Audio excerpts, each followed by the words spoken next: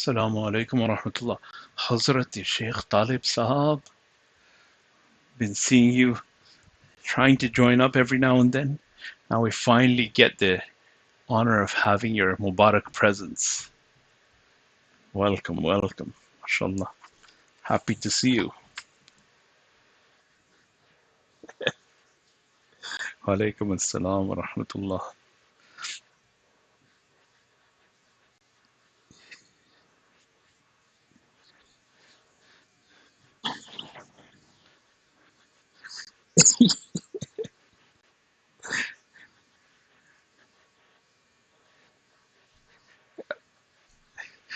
They can join, no problem. Most welcome.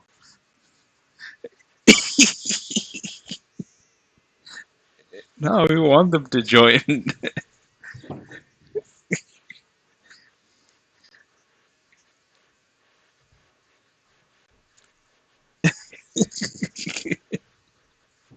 It's all good, man. It's all good. Allah make it easy.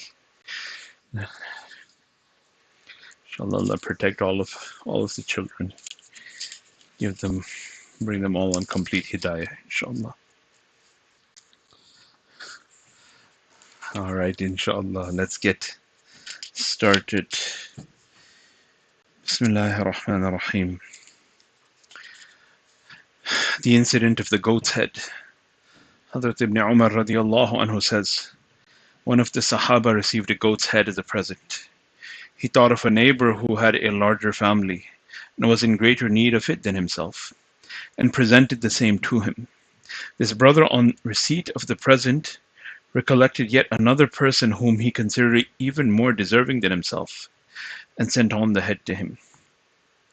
The goat's head is thus said to have changed hands no less than 7 times, and at last came back to the original person from whom the circulation had started. We learn from this incident how poor and needy the Sahaba usually were, and yet how they indeed preferred others above themselves.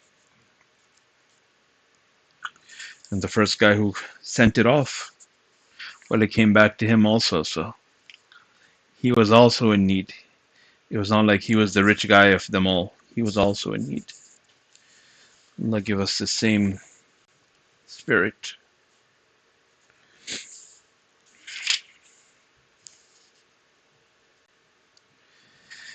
A person goes to Hazrat Abu Darda radiallahu anhu in Damascus for one hadith. Kathir ibn Qais radiallahu anhu narrates, I was sitting with Hazrat Abu Darda radiallahu anhu in a masjid in Damascus when a person came to him and said, I have come all the way from Medina, approximately 1,200 kilometers away, to learn one hadith from you, as I understand you have heard it directly from Rasulullah sallallahu alaihi wasallam. So I have come all the way from Medina to learn one hadith from you, as I understand you have heard it directly from Rasulullah sallallahu alaihi wasallam. So he had a clue what the hadith was to be able to, to have such information about it, right? It's not like he was clueless. He had an idea what this hadith was, but he came because Abu Darda radiallahu anhu had heard it directly from Rasulullah sallallahu alaihi wasallam. So Hazrat Abu Darda radiallahu anhu said, have you any other business in Damascus? The person replied, no. Abu Darda radiallahu anhu asked, are you sure that you have no other work in Damascus? The person says, I have come to this place with the sole purpose of learning this hadith. Hazrat Abu Darda radiallahu anhu said, listen, I have heard Rasulullah sallallahu alaihi wasallam saying, Allah eases the way to paradise for the one who travels some distance to seek knowledge. The angels spread their wings under his feet, and all things in the heavens and on earth make a dua for his forgiveness. The superiority of a person possessing knowledge over a worshipper is as the superiority of the moon over the stars. The ulama are the inheritors of the anbiya. Their legacy is neither gold nor silver, it is knowledge. A person who acquires knowledge acquires a great wealth. Hazrat Abu Darda radiallahu anhu is foremost among the Sahaba who possessed very sound knowledge in religion. He is called Hakimul Ummah, the sage of Islam. He once said, "Before Islam, I lived on trade. After accepting Islam, I tried to combine the service of Allah with my business, but I could not do so. I therefore gave up business and devoted myself solely to the service of Allah. Now, if I have a shop at the gate of a masjid and have no fear of missing a single salat thereby, and even if the shop gives me a daily profit of 40 dinars to spend the whole lot in the path of Allah, even then I am not willing to turn to business." So 40 dinars is a lot of money. It is a lot of money. And this, he's saying that he would spend it all in the path of Allah. Even if he were to spend all of it in the path of Allah, then even still he would not be ready. Some being inquired as to the reason, he replied, "Because of the fear of reckoning." He used to say, "I love death so that I may meet Allah. I love destitution so that I be meek. I love sickness so that I be pardoned my sins." In this incident, we find a person traveling all the way from Medina to Damascus for the sake of one hadith. This was not at all difficult for those people. Hazrat Sha'abi rahmatullah alayhi is a famous muhaddith of Kufa. He once narrated a hadith to one of his students and said, "You are listening to this hadith while sitting in your hometown. People had to travel all the way to Medina for even less important things, because Medina was the only seat of learning in those days." Sa'id ibn al-Musayyib rahmatullah alayhi is a famous tabi'i.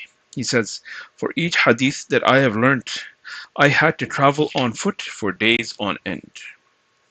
Imam Bukhari rahmatullah alayhi was born in Shawwal 194 Hijri. He started learning hadith in 205 Hijri. That is when he was only 11 years old. When he was 11 years old. So these were the aspirations of people of those times. Today, our 11 years old are barely able to do their own homework and barely able to get off the video games. And Imam Bukhari was learning hadith at that time. He had memorized all the books written by Abdullah ibn Mubarak rahmatullah alayh while he was in his early teens. After collecting a hadith from all the learned men of his own locality, he set out in 216 Hijri in search of further knowledge. His father passed away and he could not leave his widowed mother alone. He said, "You know what, let me stay back with her," right? No, he therefore took her with him on his long and strenuous journey to Baghdad, Mecca, Basra, Kufa, Asqalan, Hims, and Damascus. He collected all the available ahadith from these seats of learning. He was accepted as an expert in hadith while he had not a single hair on his chin. He writes, "I was 18 when I compiled the fatwa of the Sahaba and Tabi'een." Hashad rahmatullah alayhi and one of his companions say, "Bukhari and the two of us used to go together to the same teacher. We noted down all the ahadith that we learned, but he wrote nothing. After many days we said to him, 'Bukhari, you are wasting your time.' He kept quiet. When we admonished him again and again, he said, 'You are now annoying me too much. Bring your notes.' We brought our notes, which covered more than 15,000 ahadith. He, to our utter amazement, recited all those ahadith by heart."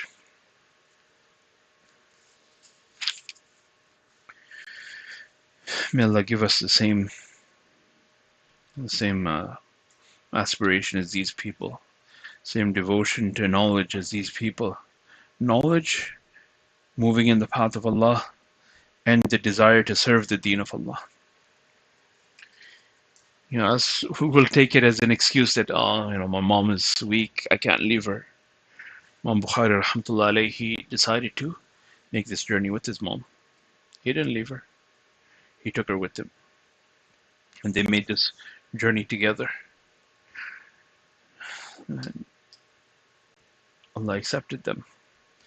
But this is also something that we have to, as an ummah, we have to stand up on this, that we cannot, these days children remain children till they're like 25 years old.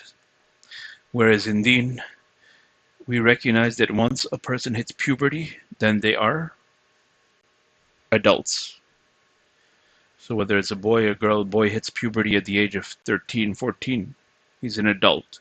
Now he is fully liable for everything. So we should start training them, start treating them like adults. A girl, whatever age, 10, 11, 12, she becomes mature. So now she is an adult. And we should start training them likewise.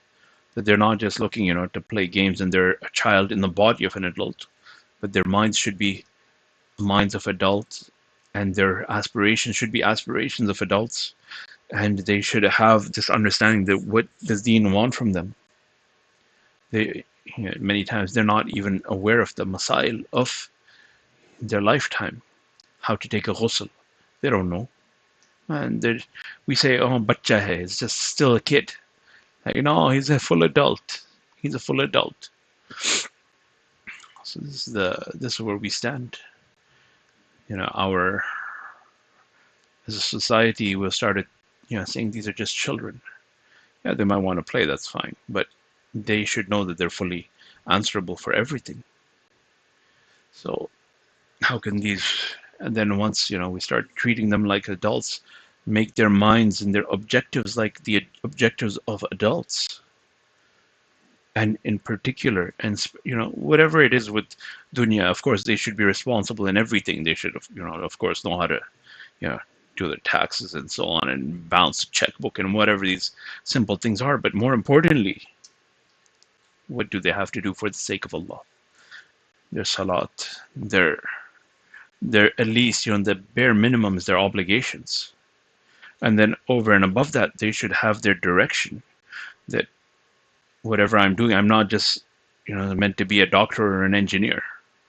Today, that's what, we make them out that you have to be a doctor, you have to be an engineer. And that's it. But this is not it. Yes, you can also be a doctor, you can also be an engineer, you can also be an entrepreneur. But first and foremost, the objective of your life is to serve the deen of Allah. Serve Allah, serve His deen.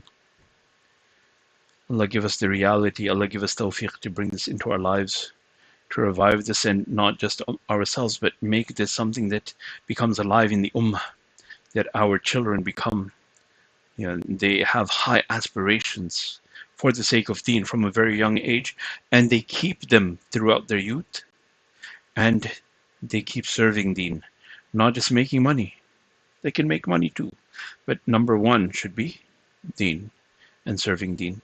Allah give me first and all of us the tawfiq, and accept me and accept my children and accept all of the listeners and their children and the entire ummah and their children. Protect them and bless them and give them life and death on iman, serving the deen of Allah.